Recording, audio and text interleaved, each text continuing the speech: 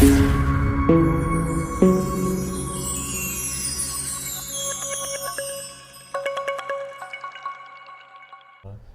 ایسے واقعات کا حل کیا ہے؟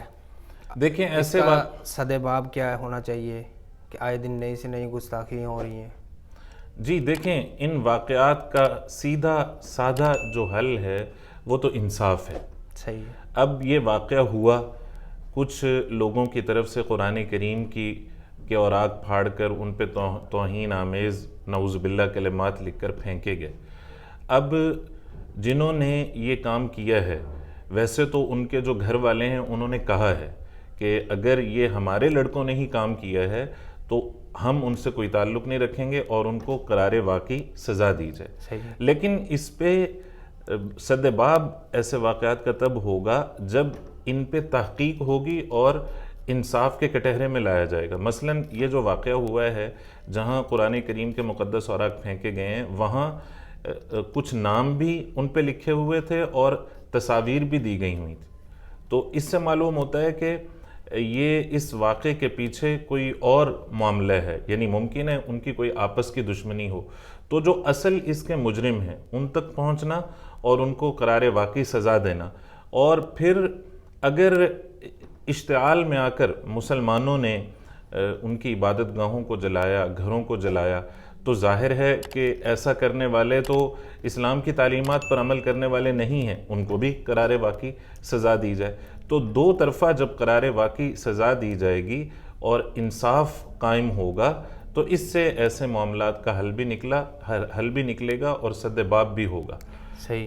تو یہ مسلمانوں نے طیش میں آ کر یہ کام کیا ہے، اس سے پہلے انہوں نے قانوناً کوئی ان پر کوئی روک تھام کی تھی کہ قانوناً، مطلب یہ کہ قانوناً ان کو وارننگ دی ہو؟ جی بالکل بالکل۔ بعد میں قانوناً طور پر ان پر کوئی رد عمل نہیں ہوا، اس کے بعد میں جا کر پھر مسلمانوں نے یہ کارنامہ انجام دیا؟ بالکل ایسے ہوا ہے۔ وہاں کے بریلوی مکتبہ فکر کے ایک بزرگ عالم دین، انہوں نے سنجیدگی سے اس واقعے کا نوٹس لیا اور انہوں نے جا کر اس پر مقدمہ کیا، لیکن وہی جو انتظامی معاملات میں ٹال مٹول ہوتی ہے اور بات آگے پیچھے کی جاتی ہے، اس تناظر میں جو اشتعال تھا وہ غالب آ گیا۔ ایسا نہیں ہے کہ اس پر کوئی سنجیدہ کوشش نہیں ہوئی، یعنی ہمارے جو ملکی حالات ہیں، جو ہمارا یہاں کا انصاف ہے اور جو ہماری یہاں کی تحقیق ہے، اس کی کمزوری یہ ہے کہ اگر کوئی کوشش کر کے جاتا ہے، جیسے اس معاملے میں کوشش ہوئی، یہ مشہور کر دیا جاتا ہے نا کہ ایک واقعہ ہوا تھا اور مسلمان اشتعال میں آ گئے۔ یہاں ایسا نہیں ہوا کہ فوری طور پہ لوگوں نے رد عمل دیا ہو یا اشتعال میں آئے ہوں۔ باقاعدہ مجرموں کے خلاف وہ مولانا صاحب تھانے میں گئے ہیں، انہوں نے رپٹ درج کروائی ہے، لیکن جب اس کے بعد لوگوں نے دیکھا کہ مجرم کو پکڑا نہیں جا رہا، واقعے کی تحقیقات نہیں کی جا رہی، تو پھر یہ رد عمل لوگوں کی طرف سے سامنے آیا کہ یہ اشتعال پیدا ہوا۔ البتہ یہ ہے کہ اشتعال پیدا ہونا یہ تو ایک فطری بات ہے۔ ظاہر ہے جب مذہبی جذبات مجروح ہوں گے، اور مسلمان تو اس ملک میں اکثریت میں ہیں، اور اس وقت جو دنیا کے حالات ہیں وہ یہ چل رہے ہیں کہ ہم دیکھ رہے ہیں کہ پچھلے دنوں جو سویڈن میں واقعات ہوئے، قرآن کریم کی توہین کی گئی، ہم دیکھ رہے ہیں کہ جب کوئی ایسا واقعہ دنیا میں کہیں بھی ہوتا ہے تو ہمیں اپنے حکمرانوں کی طرف سے کوئی بڑی پیش رفت دکھائی نہیں دیتی۔ ایسے لگ رہا ہوتا ہے کہ حکمران نہ صرف یہ کہ پتہ نہیں مسلمان نہیں ہے، یعنی ان کے اندر انسانیت بھی نہیں ہے کہ قرآن کریم کا تقدس پامال کیا جا رہا ہو اور اس پر آواز اٹھائی جا رہی ہو۔ ایسے کئی واقعات ہوتے ہیں، لیکن جب اس طرح کے واقعات ہوتے ہیں جو اقلیتی برادری کے ساتھ کیے جاتے ہیں تو اس وقت یہ ڈھنڈورا پیٹ دیا جاتا ہے کہ مسلمان اشتعال میں آ گئے۔ تناظر میں جو اتنے حالات ہو رہے ہیں، یعنی اگر آپ چاہتے ہیں کہ ان واقعات کا سد باب ہو، یعنی مسیحیوں پر، نصرانیوں پر ایسے واقعات نہ ہوں، تو سد باب تبھی ہوگا نا کہ جب مسلم کمیونٹی پر، یعنی جب قرآن کا تقدس محفوظ ہو، اسلام کا تقدس محفوظ ہو۔ احترام اسلام میں احترام انسانیت ہے۔ صحیح۔ اگر خون نصرانیت کا، اموال نصرانیت کا بدلہ چاہیے، اور اس وقت ہمارے ملک کی انتظامیہ بالکل ان کو حق دے رہی ہے، ہمارے وزیر اعظم صاحب کاکڑ صاحب وہاں تشریف لے گئے، انہوں نے چیک بھی تقسیم کیے ہیں، جو تخمینہ لگا ہے کروڑوں روپے نقصان کا وہ بھی پورا کیا جا رہا ہے، اور مذہبی علماء بھی اسی میں لگے ہوئے ہیں، کیونکہ یہ بھی کہہ دیا جاتا ہے کہ جی یہ علماء لوگوں میں اشتعال پیدا کرتے ہیں، ایک ایسی بے بنیاد بات کی جاتی ہے، حالانکہ جب بھی کوئی ایسا واقعہ ہوتا ہے تو صف اول میں علماء ہوتے ہیں جو یہ بتا رہے ہوتے ہیں کہ یہ نہ ہماری تعلیم ہے نہ مذہب کی تعلیم۔ تو اصل بات یہی ہے کہ اگر ہم چاہتے ہیں کہ ان واقعات کی بےکنی ہو تو جو حرمت مسلم ہے، جو حرمت قرآن ہے، جو حرمت اسلام ہے، اس کا تحفظ ہو۔ اگر کوئی بھی قرآن کریم کی، شاعر اسلام کی توہین کرتا ہے تو تحقیقات ہوں، اس کو قرار واقعی سزا ہو۔ اگر ایسا ہوگا تو بدلے میں اشتعال پیدا نہیں ہوگا، اور اگر اس طرح کے واقعات ہوتے رہیں اور ہمارے مسلم حکمران اس پر کوئی ایکشن نہ لیں، تحقیقات نہ ہوں، سزا نہ دی جائے، پھر ہر دن ایسے واقعات ہوتے رہیں۔ ناظرین، یہ ایسے واقعات سے جو مولانا نے گفتگو کی ہے، ان سے ایک اور نقطہ ملتا ہے، وہ یہ ہے کہ میڈیا پر بہت بڑا مغالطہ دیا جاتا ہے۔ مغالطہ اس قسم کا دیا جاتا ہے کہ اب یہ تو دکھا رہے ہیں کہ مسلمانوں نے یہ کیا ہے، یہ کام سر انجام دیا ہے، لیکن یہ نہیں دکھا رہے کہ اس کی اصل وجہ کیا ہے۔ مطلب کہنے کا یہ ہے کہ ہمیشہ سوال کا دوسرا سوال اٹھایا جاتا ہے، نہ کہ پہلا سوال۔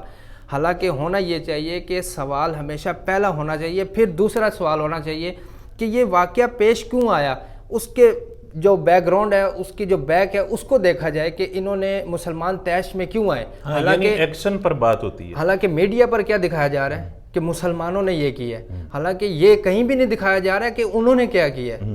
یہ بہت مغالطے دیے جاتے ہیں، اور اکثر یہ جب بھی خبریں اس طرح کی شائع ہوتی ہیں اور ایسے واقعات پیش آتے ہیں، ہمیشہ مسلمانوں کو ٹارگٹ کر کے اس قسم کے مغالطے دیے جاتے ہیں۔ ایسے ہی ہے نا مولانا؟ بالکل ایسے، یعنی ایکشن پر بات ہونی چاہیے، بنیاد پر بات ہونی چاہیے۔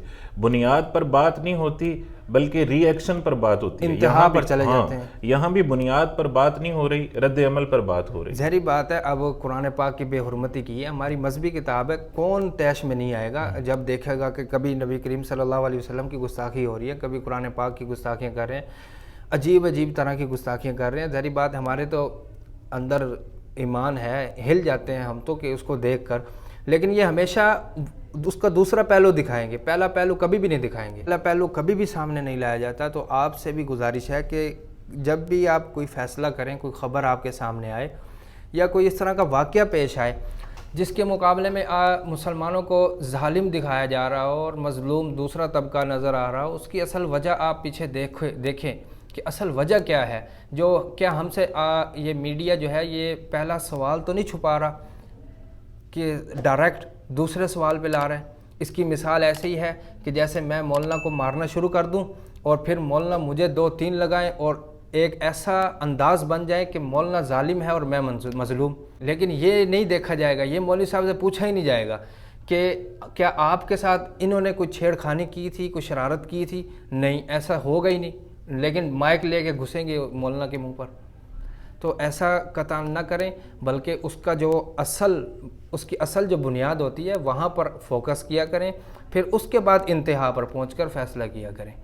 میں آخر میں یہ بات کروں گا آپ کے توسط سے کہ دیکھیں، جب بھی اقلیتوں کی طرف سے کوئی معاملہ ہوتا ہے اور پھر رد عمل میں مسلمانوں کی طرف سے معاملہ ہوتا ہے، اس وقت جو عالمی تناظر ہے اس میں اسلاموفوبیا کی بات ہوتی ہے، اور ہم مسلمان اسلاموفوبیا کا سبب بنتے ہیں۔ وہ اس طرح کہ جب ہمارے ملک میں وہ لوگ، وہ ذمی لوگ، وہ معاہد لوگ جن کو ہم نے باقاعدہ حقوق دیے ہوئے ہیں، جن کو ہم نے تحفظ دیا ہوا ہے، اور اب بھی دیکھا جائے ساری دنیا دیکھ رہی ہے کہ جو پاکستان کی حکومت ہے وہ پورے طور پر ان کے دکھ میں شریک ہے اور ان کی نقصانات کا مداوع کر رہی ہے۔ یہ بات اس سے پہلے ہم نے یہ کرنا ہوگا کہ جب ان کی طرف سے، اقلیتوں کی طرف سے اسلام پر، قرآن پر، مسلمانوں پر کوئی زیادتی ہوتی ہے تو اس کی پوری تحقیق ہو، اور اس کی تحقیق میں جو مجرم ہے اس کو قرار واقعی سزا دی جائے۔ جبکہ ہمیشہ ایسا ہوتا ہے کہ جرم کرنے والے کا جرم بھی چھپ جاتا ہے، اور پھر وہ جرم کرنے والا محفوظ ہاتھوں میں بھی چلا جاتا ہے. لوگوں نے یہاں مذہب کی توہین کی, قرآن کی توہین کی, حضور اکرم صلی اللہ علیہ وسلم کی ناموس پر حملہ کیا, اور پھر پتہ چلا کہ وہ کچھ ہی عرصے بعد کوئی لندن چلا گیا, کوئی امریکہ چلا گیا, یہاں سے اسے تحفظ دے کے نکال دیا گیا.